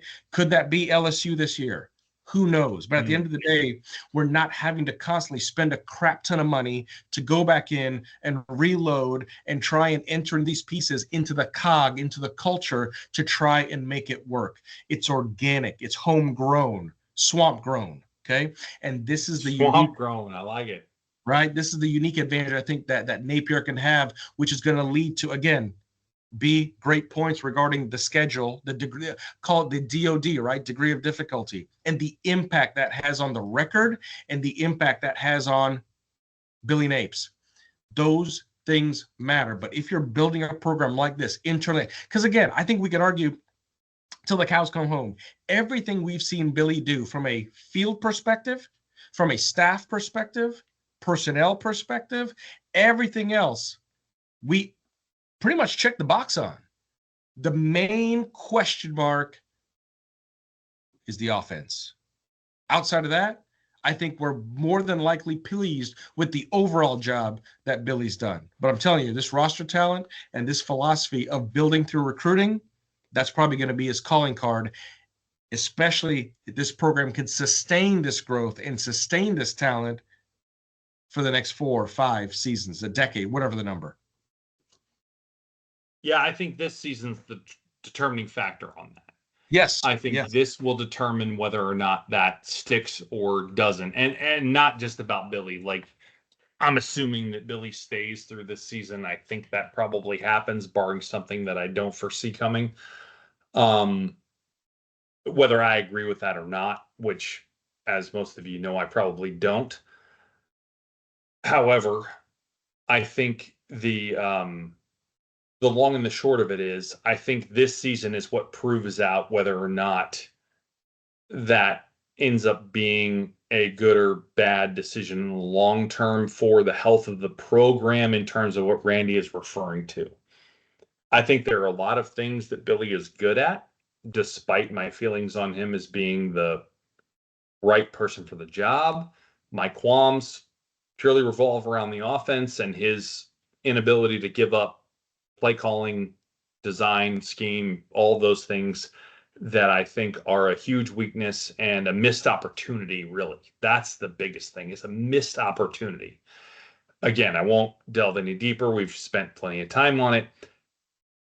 But the long story short is, I think this will be the year that kind of bears that out to say, okay, is this working? Are we seeing progression? Are we seeing improvement? Are we seeing something that shows that we're making progress? Does that mean the CFP? I don't know. Because again, this schedule is really hard. It's going to be tough to do. For anybody. Regardless of what I think about Napier, it'd be hard for anyone. But having said that, I really do think that there are some elements here that do make sense and that are building in the right direction for sure. Again, the roster talent on paper here, best it's been in a long, long time. And you got to give credit where credit's due for that, because when Billy came here, that was not the case. My goodness, that was not the case. Far, far from it. And we have built back to an area where that really is the case, and we have the potential to build it to where it's Urban Meyer level. It's not there yet, but it's knocking on the door. And if we have a good season this year, I bet you we see it. I bet you we get to those kind of levels of roster talent. And we know what that can look like. Now, what we do with that roster talent is another conversation. However, getting the talent there is what really matters. So we'll see how that goes. My last anticipation for 2025 is this wide receiver room. This is a room that I feel like is not getting enough credit outside of Gator Nation, if you will. The national media is borderline disrespecting our wide receiver room. I've seen us on lists at 18 on Phil Steele, I believe. Not in the top 10 for ESPN. Obviously not in the top 10 for Phil Steele. A couple others where we were left off. I think the biggest reason for this is we lost so much returning production. And I understand the thought process behind that, but my problem is that a lot of other teams don't necessarily have returning production either. They have transfers. And we don't, other than Jermichael Sturdivant, obviously. We have a lot of guys, whether they be freshmen or returning players from injury, i.e. Trey Wilson, or Aiden Mizell, who haven't made a huge splash but have shown flashes. Where this room, as Randy kind of alluded to earlier, is absolutely loaded with speed. It's honestly pretty loaded with talent. And I don't understand why returning production is the kind of only factor that seems to be being looked at here. If we had Elijah Badger and Chimdike back, I feel like we'd be a lock for every top 10 list in the country. I don't think it'd even be a question. But because we don't, we're not in any top 10 lists in the country, that doesn't even make sense. When you look at the talent in this room, I don't think there's any question in my mind that we are as good, if not possibly better, than we were last year. From top to bottom, I think we are unquestionably better, honestly, than we were last year. And I'm going to go through and take a minute to break that down. So your likely starters here are Trey Wilson, Jermichael Sturdivant. I think those two are locks for starters. And it's either going to be Aiden Mizell or Dallas Wilson at your third wide receiver spot for a starter. This is an extremely strong combination of size, quickness, and most of all, speed in this group. You also have returning players in Tank Hawkins, TJ Abrams, and Khalil Jackson, already discussed, though there is some question about K-Jack in terms of depending where he's at with injury, because he had another surgery in the offseason, which I hated to hear. But those other two guys for sure likely to see the field. I don't know if K-Jack will or not, depending on that injury. Tank and TJ are two of the fastest guys on the team. So again, speed. I'm going to keep saying that. But we still need to see improvement from those guys in route running. Now, I just saw something today or yesterday on Tank saying that he's really had a solid offseason in terms of overall understanding the position, route running, really making some improvements there, kind of translating his game from the track and field arena to the football field. What you talked about earlier, there's a difference there from track speed to football speed. Again, unless you're Jeff Demps. For those that don't know, go back and watch the 2008 team and watch Jeff Demps just go nuts. But ultimately, I do think that's a valid point, and I think we're getting there with one Tank Hawkins. Other freshmen of note are Nashawn Montgomery, Vernell Brown III, and Muiz Tonkara. Again, ton of speed. I'm going to keep saying it here. The speed on this position is off the charts. These guys are all fast, and we have some good size with Montgomery and Tonkara here. And for Brown, the escapability. Go watch Brown's high school film. He is nasty. A lot of human joystick, Kadarius Toney stuff going on here. Super quick, super escapability stuff going on. Next level with him. And he's not slow either by any stretch of the imagination. So overall, really, really cool stuff to see at this position. This is a dynamic receiver room with a lower amount of returning production than a lot of the rest of the team, granted, but the talent on paper is better than last season. It's better. So, yes, lower returning production, but better talent. So, why is the excitement level not through the roof? I don't know. I don't really understand it. Again, I think in Gator Nation, in the Gator media, it is high. But outside of that, it's kind of like, well, I'm not sure what Florida's going to do at receiver. Well, let me tell you, I am. We're going to be good at receiver, probably very good at receiver. I'm very interested to see if we leverage more of our options here with Callaway and Spurrier Jr., excuse me, as Randy already alluded to. Can we potentially have some more influence there? Can we potentially run some more stuff, even if it's not 10 personnel, though I'd like it to be? But even if we don't get that, can we do it with RPO? Can we do it with some spacing? Can we do it with some route concepts? Can we do something to leverage more of these guys, get them more in the lineup, get more touches, get more shots at the ball with all of this speed, all of this talent that's on the roster? Fingers crossed. That's all I got. I think it was well said, B, because when you look at Montgomery, Wilson, Brown III, Sturdivant, Hawkins, Mizell, and then you get into Tonkara, K-Jack, DeBron Hampton, okay, people like DeBron who? Yeah. Willis, Texas teammate of DJ Lagway, okay? Just awarded a scholarship. Congratulations. Yes, first world problems at that position. I'll just say that. Absolutely. I'll finish it there. Without question. Same as the running back room, honestly. Even though it's not the same returning production, it's the same problem. It is. All right, B. And outside of that, to finish up the last of our anticipations, I'm going to sign off for the recruiting impact of a strong season. Okay. So let's dive into this. It is provocative. It does get Gator Nation going, and it will get future Gators going. When you win in the swamp, it's infectious.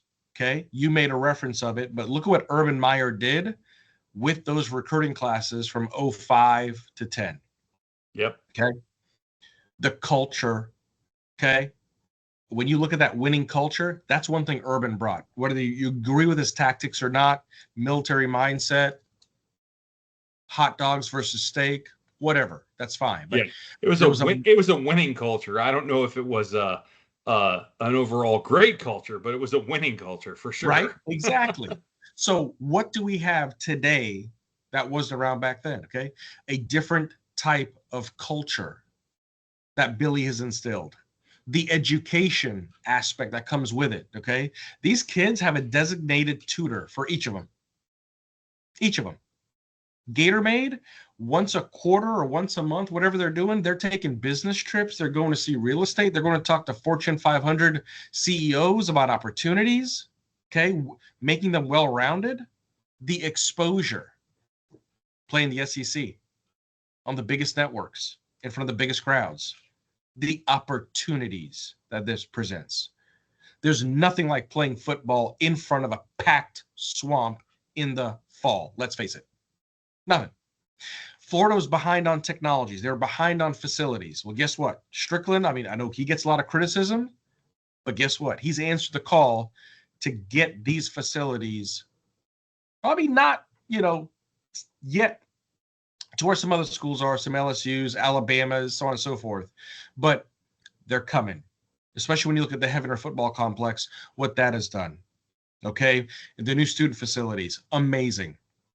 So you look in terms of facilities, amenities, okay, all these different things combined, and now you produce a winning culture, not just the internal culture of the program, but a winning culture coupled with the education, coupled with the exposure, coupled with the opportunities, and holy smokes, just as bad as University of Florida is at turning away good talent because of all the people that apply as a great public university, we're probably going to have a very similar issue when you look at what it can do for recruiting and how many kids say, you know what? Yeah, the NIL is one part of it. The money side is one part of it. But hey, I want to go there because they're winning. They're having a good time doing it. They're doing it the right way. Everything is above board. And not to mention, I'm going to be exposed. I'm going to be highlighted. I'm going to have those opportunities playing in the swamp, playing for Orange and Blue. I think the potential recruiting impact of a strong season is greater than we can even fathom right now. But I agree with you, B. I agree. This is a pivotal year for Napier. Pivotal year. Yeah, it is. Because I think, again, assuming that he stays, which we don't know, but assuming that things go more or less to plan, again, against the difficult schedule, I think this can show the potential of what he's trying to build here. At least in theory. And we'll see if that happens. We don't know. A lot of question marks still. A lot of things that we'd like to see improve, and hopefully we will see at least some of them improve. We'll get more into that in next week's pod, or excuse me, 2 weeks from now's pod with the season preview. But I think overall, it's a critical year for him, as last year was in a number of ways. But last year got a little weird with Mertz's injury and everything else. You know, it kind of didn't go on script, and then started bad, finished strong. So we'll see how this year goes and what happens. Obviously, the hopes are kind of higher. So if they don't finish better, I think there's going to be problems for him. But I do think that the potential, at least, is there for him to start the kind of wheel turning of this thing going. And I saw that 2 years ago. And I think it got a little lost last year. Maybe it gets back on track this year, and maybe it doesn't.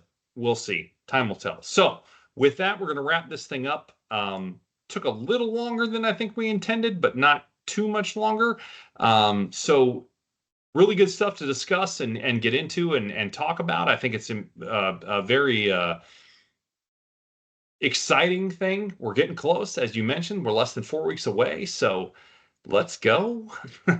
And 2 weeks from now, we'll get into our first episode of season 3 and get into our season preview pod, which officially starts off the season. Break down everything that we look forward to in 2025, do our full game picks for 2025. I know we kind of picked our percentages in our last pod to go through what our chances were, but we'll actually give you whether or not we think we'll win or lose the game as we get into it and look at it from there. And it may or may not reflect those percentages because those are based on kind of just like in a vacuum numbers, which we didn't really say during that pod, I realized, but that's kind of the idea of that. So overall, thanks for staying with us and listening through and looking at what we're worried about and what we're looking forward to for 2025. And with that, I'll turn it over to you to close us out there, Randy. Definitely, B. Enjoyed this one. Yeah, a little bit longer than we anticipated, but that's okay. Apprehensions versus anticipations. I think there's a lot, as we proved in this pod, to anticipate. Wrapping up this pod, episode 60, like B mentioned, episode 61, which would be season 3, episode 1 in 2 weeks with the season preview. Wherever you are, whenever you may be listening, thank you for taking the time, and we will see you around, Gator Nation.